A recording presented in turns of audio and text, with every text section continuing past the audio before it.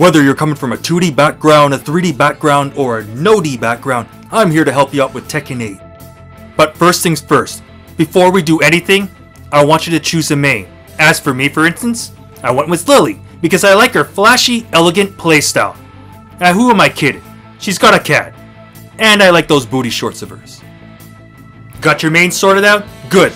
Now I want you to go over to the practice modes, scroll over to the move list like so, and now, alright, you see all this stuff related to heat? Just ignore that for now. I want you to go down to like somewhere around here, like number 11, with this move right here. This is where the real moves are. This is your up forward plus 3, also known as your hop kick.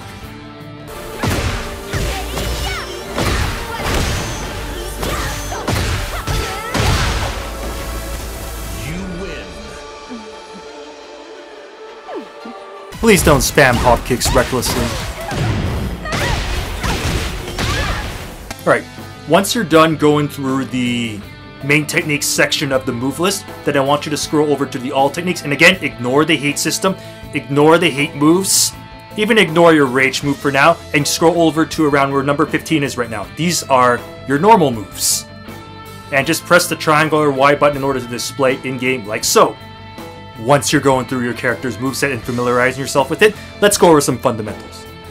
I hate these 10-kit combos. I always feel obligated to have to get them down. Now I want you to click on your display settings, then go to your player attack info, set it to display, and then go to your player frame info, set it to show details, like so. These two boxes are incredibly helpful to your training. I want you to familiarize yourself with these 3 moves. Your jab, your down forward plus 1 mid jab, and your down back plus 1 low jab. Let's start with your jab. It's the foundation of pretty much all of your offense. It comes out at 10 frames, which is one of the fastest moves in the game. It's plus 1 on block, so it is incredibly safe to throw out. It's just an all-around very good tool. It's also good for interrupting your opponent and getting your own offense started. Next up is your down forward plus 1 mid punch, also known as an elbow in 3D fighters. This move is not quite as important as your jab, but it still serves a very, well, integral purpose. Whereas your jab can be crouched under, your down forward plus 1 can't be crouched under. So this is essentially your go-to mid check move. It comes out in 13 frames and is also generally very safe on block. And now onto your low jab, commonly inputted with down back plus 1. Alright, this move is also fairly integral to your close range poking game with your jab and your elbow. But let's say your opponent's throwing out a lot of jabs or highs in general. Then this move can end up stuffing them because it's a crouching move. This is really good though. It comes out in 10 frames and it's pretty safe on block. But be careful that it is short range and it can get stuffed by, well, hop kicks.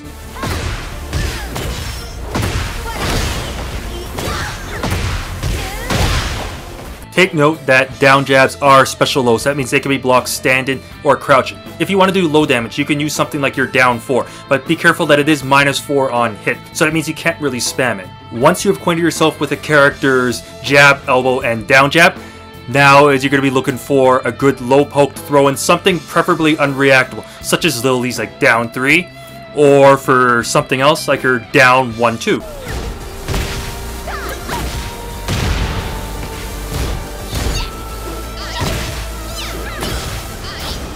And now it's time to throw in, well, throws. Alright, your characters have 2 basic throws.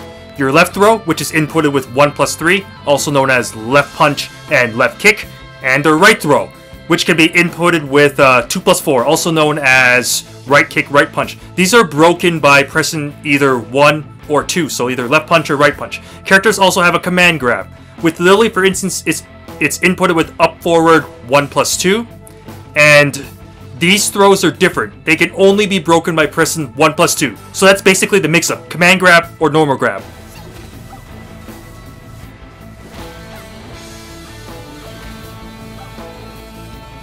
And now to round out your close range combat, look for a good get off me move, such as Lily's 1 plus 2. This is a great get the hell away from me move. And let's move on to movement, because, well, movement's important. Alright, let's get the basic stuff out of the way. You hold down to crouch, you hold up to jump, you hold back to walk backwards, and you hold forward to move forward. If you double tap back, you'll do a backdash, and if you double tap forward, you'll likewise do a forward dash. If you single tap or double tap up, then you'll sidestep to your character's left, and likewise if you single tap or double tap down, then you'll sidestep to your character's right. If you single tap or double tap and hold up, then you'll sidewalk to your character's left, and likewise to your character's right. This is very integral to be able to sidestep your opponent's linear moves. Alright, now that you have the basic movement down, now I want you to lean a bit more towards proper Tekken movement. Alright, so we're going to be using a bit of a bootleg form of Korean backdash canceling.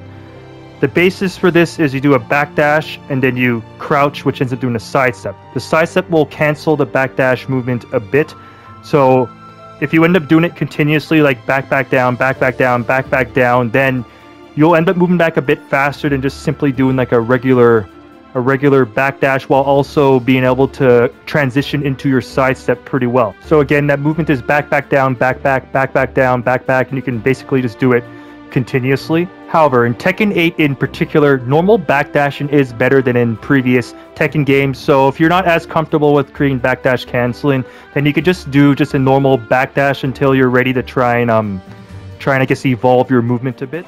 Did you know that backdashing auto blocks all high and mid attacks? Good with movement now? Good. Alright, I'll just let you know that any terminology or Tekken jargon that I use from here on out, I'll decipher it in the video info down below. Alright, from this range, I want you to find a move that is, well, a good poke. Something like Lily's 3, for instance, also known as her left kick. Alright, I will warn you that it is, for instance, this move is -11 on block, which means it could be jab punished. However, it has a good follow-up in 3-1, which is also a heat engager, which automatically puts you into heat. Use your new favorite poke to keep the opponent in check, or to try and get your offense, try and jostle for position and try and get your offense started in some way. With this mid poke, for instance, technically it sets up Lily's back turn. You could end up mixing this up, for instance, with a good low, something like Lily's down 3, which also has really good range. So right now you have, well, not that move. See right here, you have a good mid poke and a good low poke. To go along with your mid poke and low poke, I want you to add now an approach move, something like Lily's down forward 3+4. This move is pretty nice. When it does hit, it can actually lead to pretty good combos. The wall is going to screw me up. Oh well. But the main thing is that you're going to use the poke to this keeps the opponent in check at mid. When they're expecting the mid, then you chip them out with the low, and then when they're being like extra defensive, or if they have an opportunity, then you can try your approach attack. Although admittedly, for most characters, you would want an approach attack that is advantage on block if you have one.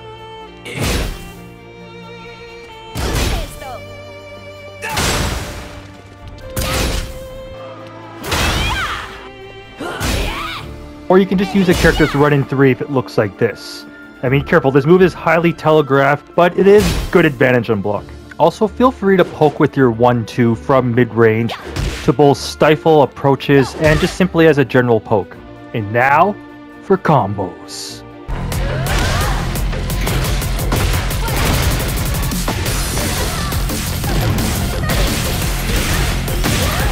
Launchers can come in many shapes and forms. Some common ones, for example, could include a character's down forward +2 uppercut launcher, up forward +3 hop kick launcher, or your down back +4 low sweeping snake edge. Hop kicks blow up lows really well. Hop kicks are generally -13 on block, which means that they can be 13 frame punished. Likewise, snake edges beat out highs or opponents that sidestep really well. However, snake edges are incredibly unsafe on block, denoted by this little recoil animation when blocked. And if this gets blocked, you're going for a ride.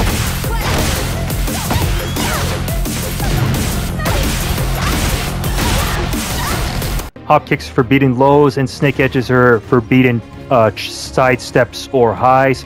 But for the uppercut launcher, this is mainly used for whiff punishment. If the opponent whiffs something in front of you, then you can launch them with it.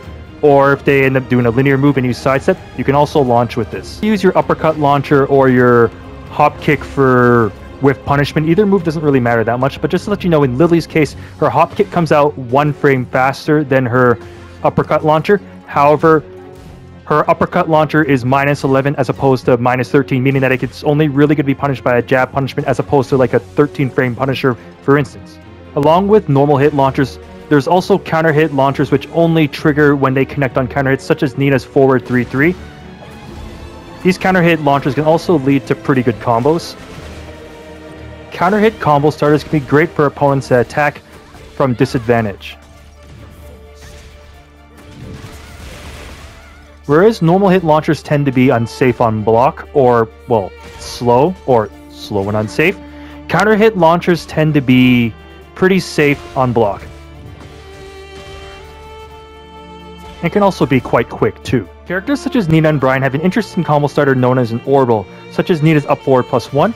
Right here, it's a slow, low crushing combo starter, which means it jumps over lows really well. It's too slow to be used in the same way like how a hop kick would normally use, is like almost like a fast interrupt with punish or whatever. But in exchange for being slow, orbitals are safe on block, such as at -5. These moves are usually used if you know you're going to be jumping over, low, or it's maybe like around here as like a whiff punisher, because they do still start good combos. While you're familiarizing yourself with your character's launchers, I want you to hop over to the combo challenges, and I mean, there's 11 right here. Generally, the ones near the bottom are going to be more useful, but just start at 1 and just ease yourself into it. Like, it starts out like painfully easy, just heat action into the heat move, and that's it. And then, I mean, just keep going through it, then you'll start to learn what like kind of links into whatever. And before you know it, you'll end up having some great combos.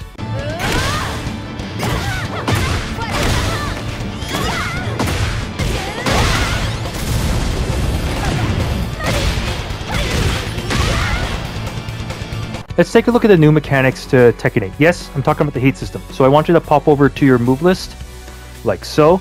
And now you see all these moves right here? These are moves that you can do during heat, or these first couple of ones are heat activation moves, also known as heat engagers. Alright, so I'm going to show Lily's 3-1 right here. This was a good move off of her good 3 poke. So if you end up connecting the second move, you engage into heat. So you automatically enter into heat. What this ends up meaning is that all your moves deal chip damage and block, and you can even get this special, unique move that expends your remaining heat. A recommended way to enter into heat is to use your heat burst move like so. Right, this move absorbs an enemy's attack, either a mid or high, so it would lose to lows or throws. But it's a really good armor way to enter into heat kind of safely. And if you end up pressing the 2+4 input again, then you'll end up expending the rest of the heat for that big super move. But I would only recommend you do that if your heat's probably like about to run out, or if you have a good opening for it. I wouldn't just throw it out willy-nilly. If you were to use your heat engagement moves, such as 3-1 during heat and hold forward, then you can actually get a special kind of combo follow-up opportunity. Like, you can actually do some pretty cool stuff afterwards.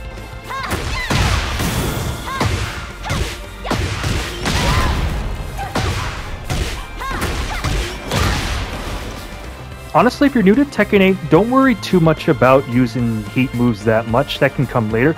Even though your heat burst move is a really good power crush armor-like move. Oh, and if you're coming from 2D fighters, please do not prioritize crouch block. Like, I don't want to see you getting blown up by mid-hidden launchers because you're trying to crouch block everything.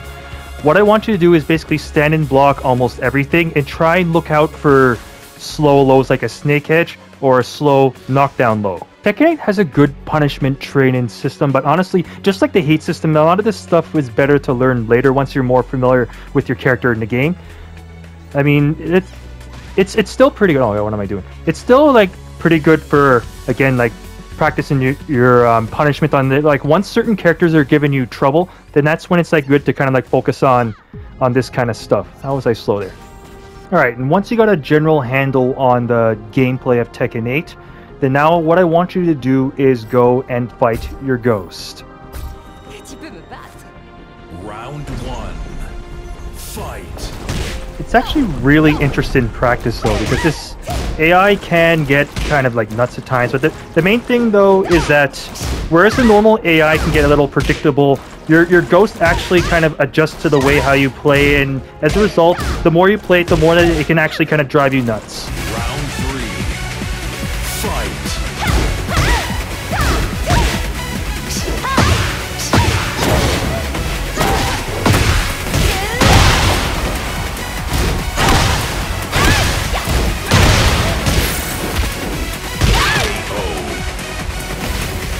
Thank you for watching my Tekken 8 guide. If you made it this far, you're awesome. But you know who was also awesome? My long-term supporters X2009 and Samurai Hashi. Like seriously, thanks guys for supporting me for all this time.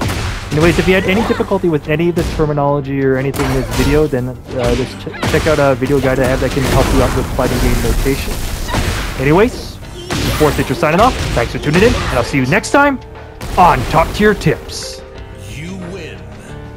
Oh crap, I forgot there's one more launcher that you really need to make use of during your playstyle, and that is your While Rising launcher, such as like Lily's While Rising +2. Alright, this launcher is commonly used as punishment for an incredibly unsafe low, or if the opponent ends up like throwing out like a high attack, then you can crouch under it and then launch with this move. Anyways, thanks for watching. This is Sports, signing off. I'll see you later. Have a good one.